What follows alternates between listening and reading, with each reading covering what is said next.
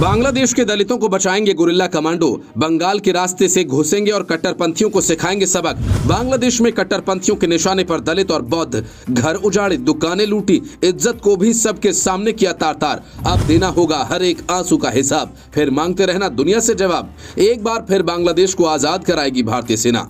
बांग्लादेश में जितने भी हिंदू रहते हैं उनमें से 90% दलित हैं, जो कुछ हिंदू धर्म को मानते हैं और कुछ बौद्ध धर्म का पालन करते हैं। लेकिन जब से वहां शेख हसीना की सरकार हटाकर कट्टरपंथी यूनुस की सरकार आई है, तब से दलितों पर सबसे बड़ा अत्याचार हुआ है। शायद इसलिए कोई बड़ा नेता आज तक कुछ नहीं बोला और न ही वहां के दलितों की सुरक्षा की चिंता यूएन को ही और बाकी देशों को है। लेकिन अब खबर यह है कि भारत की गुरिल्ला फोर्स बांग्लादेश में एंट्री करने वाली है, जो वहां के अल्पसंख्यकों को इंसाफ दिलाएगी और सुरक्षा बहाल करेगी।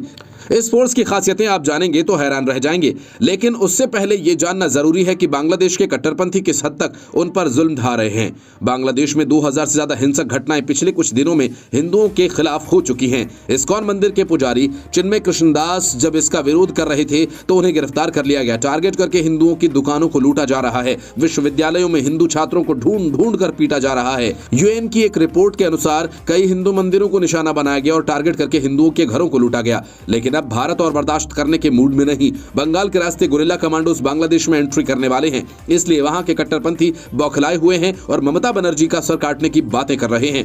पीएम मोदी के लिए भी ऐसी भाषा का इस्तेमाल कर रहे हैं। ममता बनर्जी को सिर्फ इसलिए निशाना बनाया जा रहा है क्योंकि बंगाल के रास्ते से फोर्स के घुसने की भी खबरें सामने आ रही हैं। अब आप ये जान लीजिए कि बंगाल में ऑपरेशन के लिए गुरिल्ला कमांडोज को ही क्यों चुना गया, क्योंकि ये कमांडोज किसी भी स्थिति से निपटने के लिए ट्रेंड होते हैं। छापामार युद्ध में इन्हें महारत हासिल होती है। इन्हें ऐसी ट्रेनिंग दी जाती है जो इन्हें शारीरिकता के साथ साथ मानसिक तौर पर भी दक्षता प्रदान करती है।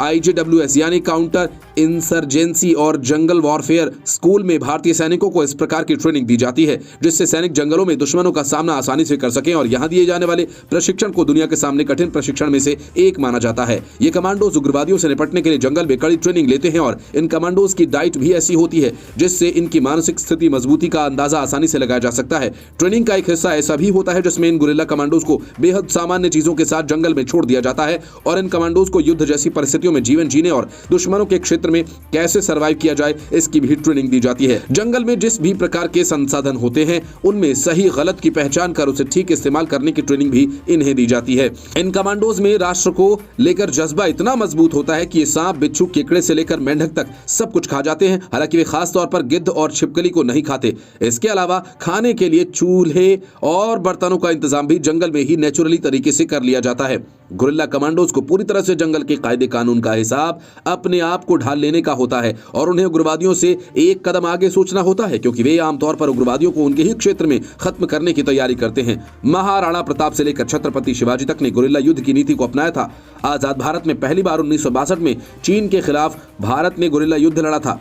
हालांकि उस वक्त ये भारत की मजबूरी थी, पर अब गुरिल्ला फोर्स नेक्स्ट लेवल पर पहुंच चुकी है और सबसे खतरनाक मिशन के लिए तैयार रहती है। अब यही फोर्स अगर बांग्लादेश में ऑपरेशन करेगी तो आप अंदाजा लगा सकते हैं कि उनका क्या हाल होगा।